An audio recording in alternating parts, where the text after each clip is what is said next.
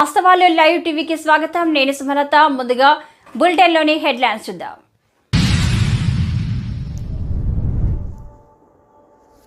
జిల్లా స్థాయిలో ప్రజలు ఎదుర్కొంటున్న సమస్యలను తెలుసుకునేందుకు త్వరలో సీఎం రేవంత్ రెడ్డి పర్యటన. ప్రధాని నరేంద్ర మోడీ ఆశీస్సులతో కేంద్ర హోంశాఖ సహాయ మంత్రిగా బాధ్యతలు స్వీకరించిన బండి సంజయ్. ఎమ్మెల్సీగా తీన్మార్ మల్లన్న ప్రమాణ స్వీకారం.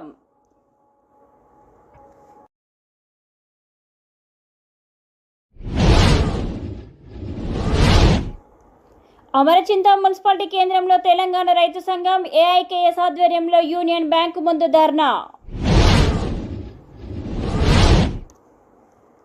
తన మేనమామ జైపాల్ రెడ్డి మృతి పట్ల తీవ్ర దిగ్భ్రాంతి వ్యక్తం చేసిన డీకే అరుణ. మెగా డిఎస్సిపై మొదటి సంతకం చేసిన ఏపీ సీఎం చంద్రబాబు. త్వరలో జిల్లా పర్యటనకు సీఎం రేవంత్. జిల్లా స్థాయిలో ప్రజలు ఎదుర్కొంటున్న సమస్యలను తెలుసుకునేందుకు సీఎం రేవంత్ రెడ్డి త్వరలో జిల్లాలో పర్యటించనున్నట్లు సమాచారం. ఒక్కో జిల్లాలో 1 లేదా 2 రోజుల పాటు పర్యటించే అవకాశం ఉన్నట్లు అధికార వర్గాలు తెలిపాయి. స్థానిక సంస్థల ఎన్నికలకు పార్టీ నేతలకు సిద్ధం చేసేందుకు ఈ టూర్ ఉపయోగపడుతుందని ఆయన భావిస్తున్నారట.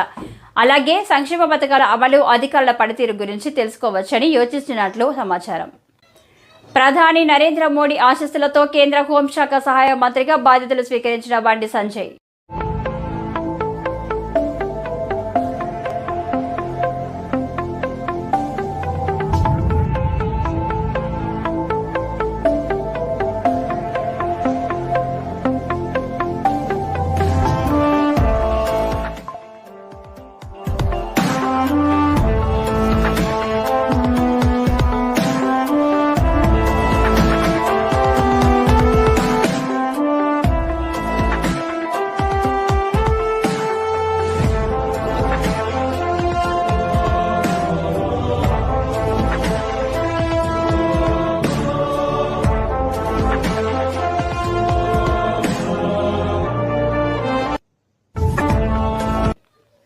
ఎమ్మెల్సీగా తీన్మార్ మల్లన్న ప్రమాణ స్వీకారం చేసిన అనంతరం మీడియాతో మాట్లాడుతూ చైర్మన్ గారి సమక్షంలో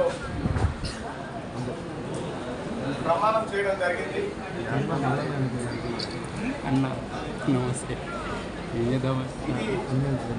నా జీవితంలో మొట్టమొదటి అవకాశం. ఇప్పటివరకు ఇచ్చిన వార్డు మెంబర్గా కూడా చేయలేదు. మొదటిసారిగా పట్టభద్రులందరూ నన్ను ఆశీర్వదించి ఇక్కడికి పంపించడం, వాళ్ళందరి ఆశయాలను నిలబెట్టడం కోసం వారి ప్రతినిధిగా ఇక్కడ శాసన మండలిలో వారి మనిషిగా నేను రిప్రజెంట్ చేయబోతున్నందుకు అవకాశం కల్పించిన వాళ్ళందరికీ ధన్యవాదాలు. అలాగే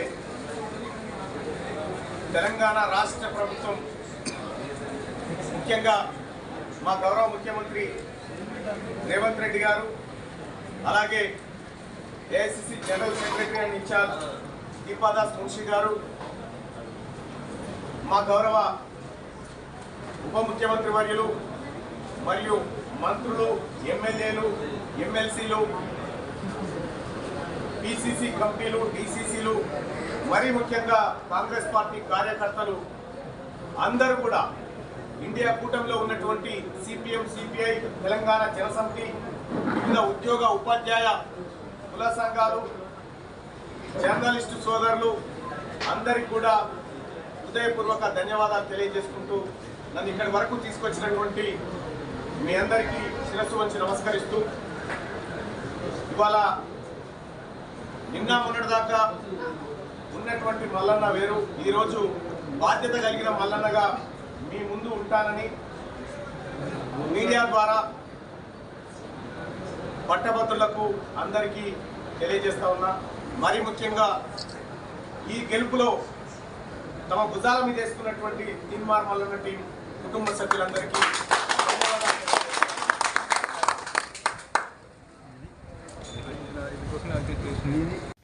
అమర్చిత మున్సిపాలిటీ కేంద్రంలో తెలంగాణ రైతు సంఘం ఏఐకేఎస్ ఆధ్వర్యంలో యూనియన్ బ్యాంక్ ముందు ధర్నా, మేనేజర్కి వినతి పత్రం.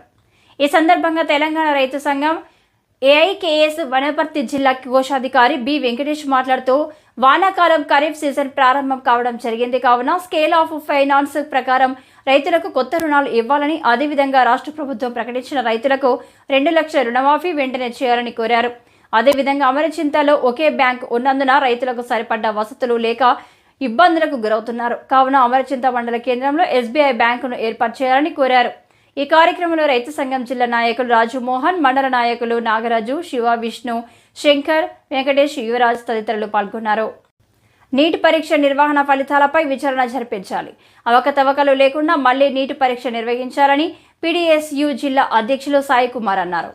National eligibility cum entrance test దేశవ్యాప్తంగా మెడికల్ కోర్సులు, దంత వైద్య విద్యా కోర్సులు చదవాలనుకునే 24 లక్షల మంది విద్యార్థులు మే 5న ప్రవేశ పరీక్ష రాశారు.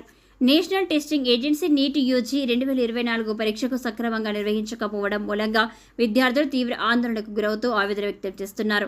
గతంలో ప్రశ్నాపత్రం లీకేజీ ఆరోపణలు జరగడం, ఇప్పుడు మార్కర్లు అవకతవకలు, విడుదల చేసిన ఫలితాలలో 67 మంది విద్యార్థులకు ఫస్ట్ ర్యాంకు రావడం, వారిలో 8 మందిది ఒకే కేంద్రం కావడం గమనార్హం. గతంలోనే సుప్రీంకోర్టు నీటి పరీక్షలో జరిగిన అవకతవకలను సమీక్షించడం కోసం సుప్రీంకోర్టు అంగీకారం తెలిపింది. నీటి ఫలితాలను 14వ తేదీన విడుదల చేయాల్సి ఉండగా ఎంటీఏ హఠాత్తుగా లోక్సభ ఫలితాలు వెలువడిన జూన్ 4వ తేదీనే, అంటే 10 రోజుల ముందే విడుదల చేయడం ఎంతవరకు సమంజసమన్నారు. యావత్ మీడియా దేశం దృష్టి లోక్సభ ఎన్నికల ఫలితాల మీద ఉన్న సమయంలో ఎన్టీఏ ఇలా చేయడం వలన లక్షలాది మంది విద్యార్థుల తల్లిదండ్రులను దిగ్భ్రాంతికి గురిచేసింది. ఎన్నికల ఫలితాల హడావుడిలో ఎవరూ పట్టించుకోరు అని నీట్ పరీక్ష నిర్వహణ జరిగిన అక్రమాలను కప్పిపెట్టే ఉద్దేశంతో ఎన్టీఏ ఇలా చేసింది. నరేంద్ర మోడీ ప్రభుత్వ హయాంలో ఉద్యోగ పరీక్షలు, ప్రవేశ పరీక్షలు ప్రతిదీ లీకేజ్ లేదా ప్యాకేజీలకే పరిమితమవుతున్నాయి. లీకేజీ ప్యాకేజీలను అరికట్టి పరీక్షలు పకడ్బందీగా నిర్వహించాలని, వారిపై కఠిన చర్యలు తీసుకొని అభ్యర్థులకు భరోసా కల్పించాలి. తక్షణమే నీట్ పరీక్ష రాసిన విద్యార్థుల భవిష్యత్తును దృష్టిలో పెట్టుకుని సుప్రీంకోర్టు పర్యవేక్షణలో విచారణ జరిపి మరోసారి నీట్ పరీక్ష నిర్వహించి విద్యార్థులకు న్యాయం చేయాలని డిమాండ్ చేస్తున్నామన్నారు. లేని పక్షంలో పీడీఎస్యు ఆధ్వర్యంలో పెద్ద ఎత్తున ఉద్యమాలు చేస్తామని హెచ్చరిస్తున్నామన్నారు. 25,000 టీచర్ పోస్టులు భర్తీ చేయాలి, హరీష్ రావు. కాంగ్రెస్ పార్టీ ఎన్నికల్లో ఇచ్చిన హామీ మేరకు డీఎస్సీ ద్వారా 25,000 టీచర్ పోస్టులను భర్తీ చేయాలని మాజీ మంత్రి హరీష్ రావు డిమాండ్ చేశారు. ఇప్పుడు కేవలం 11,000 పోస్టులకే నోటిఫికేషన్ ఇవ్వడం సరికాదన్నారు. కాంగ్రెస్ ప్రభుత్వం కూడా మన ఊరు మనబడి కార్యక్రమాన్ని కొనసాగించి ప్రభుత్వ పాఠశాలలను అభివృద్ధి చేయాలని సూచించారు. స్కూళ్లలో పారిశుద్ధ్య సిబ్బందిని నియమించాలని, బడులకు ఫ్రీ కరెంటు ఇవ్వాలని కోరారు. తమ మేనమామ జైపాల్ రెడ్డి మృతి పట్ల తీవ్ర దిగ్భ్రాంతిని వ్యక్తం చేశారు మహబూబ్ నగర్ ఎంపీ డీకే అరుణ. గురువారం హైదరాబాద్లో తమ మేనమామ జైపాల్ రెడ్డి పార్థివ దేహానికి నివాళులర్పించారు. అనంతరం వారి అంత్యక్రియలో పాల్గొన్నారు.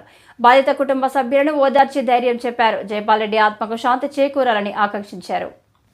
దేవరకద్ర నియోజకవర్గం కొత్తకోట మున్సిపాలిటీ కేంద్రంలో హలో కిడ్స్ ఇంటర్నేషనల్ స్కూల్ ప్రారంభోత్సవంలో ముఖ్య అతిథిగా పాల్గొని యాజమాన్యానికి శుభాకాంక్షలు తెలియజేసిన దేవరకద్ర ఎమ్మెల్యే జి మధుసూదన్ రెడ్డి. అనంతరం మదనపురం మండలం కొత్తపల్లి గ్రామంలో సీనియర్ కాంగ్రెస్ నాయకులు, కురుమూర్తి దేవస్థాన మాజీ చైర్మన్ జనంపల్లి శ్రీనివాసరెడ్డి తండ్రి జనంపల్లి మధుసూదన్ రెడ్డి దశదిన కర్మ కార్యక్రమానికి హాజరై వారి చిత్రపటానికి నివాళులర్పించిన ఎమ్మెల్యే జిఎంఆర్ తదితర కాంగ్రెస్ నాయకులు. మెగా డిఎస్సిపై మొదటి సంతకం చేసిన ఏపీ సీఎం చంద్రబాబు తర్వాత 4 సంతకాలు ల్యాండ్ టైటిలింగ్ యాక్ట్, 4,000 పెన్షన్, అన్న క్యాంటీన్ల పునరుద్ధరణ, స్కిల్ డెవలప్మెంట్ ఫైల్స్పై సంతకాలు చేశారు. తెలంగాణ రాష్ట్రంలో కాంగ్రెస్ పార్టీ గ్యారంటీ లేని పాలన కొనసాగిస్తుందని బీఎస్పీ గద్వాల నియోజకవర్గం ఇన్ఛార్జ్ బండారి ఎస్ రాజు విమర్శించారు. గురువారం మల్దకల్ మండల కేంద్రంలో ఆయన మాట్లాడుతూ, ప్రజాప్రభుత్వ వ్యతిరేక ప్రజా సమస్యలపై పోరాటం గురించి పార్టీ నాయకులకు దిశానిర్దేశం చేశారు. 6 గ్యారంటీల పేరుతో అధికారంలోకి వచ్చిన కాంగ్రెస్ పార్టీ గ్యారంటీలు అమలు చేయడంలో పూర్తిగా విఫలమైందన్నారు. రైతులకు ఇచ్చిన 2 లక్షల రుణమాఫీ, రైతు బంధు, గృహలక్ష్మి పథకం కింద పేదలకు పక్కా ఇండ్లు మంజూరు చేయకుండా కాలయాపన చేస్తుందని మండిపడ్డారు. మోసపూరిత హామీలు ఇచ్చి అధికారంలోకి వచ్చిన కాంగ్రెస్ పార్టీపై ప్రజా పోరాటం తప్పదన్నారు. తక్షణమే రైతులకు ఇచ్చిన హామీ ప్రకారం 2 లక్షల రుణమాఫీ చేయాలని డిమాండ్ చేశారు. లేని ఏడల జిల్లా కలెక్టర్ కార్యాలయాల ముందు పెద్ద ఎత్తున ఆందోళన కార్యక్రమాలు చేపడతామని హెచ్చరించారు. ఈ కార్యక్రమంలో నాయకులు గోవింద్, రాజు పాల్గొన్నారు. దేవరకద్ర నియోజకవర్గం కొత్తగూడ మున్సిపాలిటీ కేంద్రానికి చెందిన జే శ్యామ్కి హైదరాబాద్లోని నిమ్స్ ఆసుపత్రిలో వైద్యం కోసం సీఎం సహాయ నిధి ద్వారా 90,000 రూపాయల ఎల్ఓసి అందజేసిన దేవరకద్ర నియోజకవర్గ శాసనసభ్యులు జి మధుసూదన్ రెడ్డి. దళిత బంధు పథకం ద్వారా చిన్న చింతకుంట మండల కేంద్రంలో ఏవీఆర్ మొబైల్స్ వారి 3వ వార్షికోత్సవం.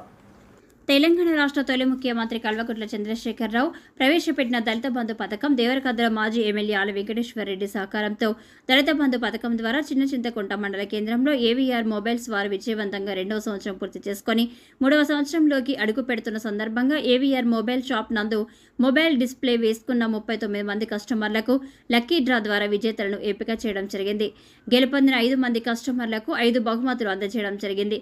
తర్వాత 3వ సంవత్సరంలోకి అడుగు పెడుతున్న సందర్భంగా కేక్ కటింగ్ చేయడం జరిగింది. కార్యక్రమంలో సీసీకుంట మండల ఎంపీపీ హర్షవర్ధన్ రెడ్డి, సీసీకుంట గ్రామ మాజీ సర్పంచ్ మోహన్ గౌడ్, మండల యూత్ అధ్యక్షులు లంకల రాఘవేంద్రారెడ్డి, మాజీ market vice chairman Dasharath Reddy, మండల నాయకులు శివశంకర్ గౌడ్, రాము, మండల ఆలా యువసేన నాయకులు పాల్గొన్నారు.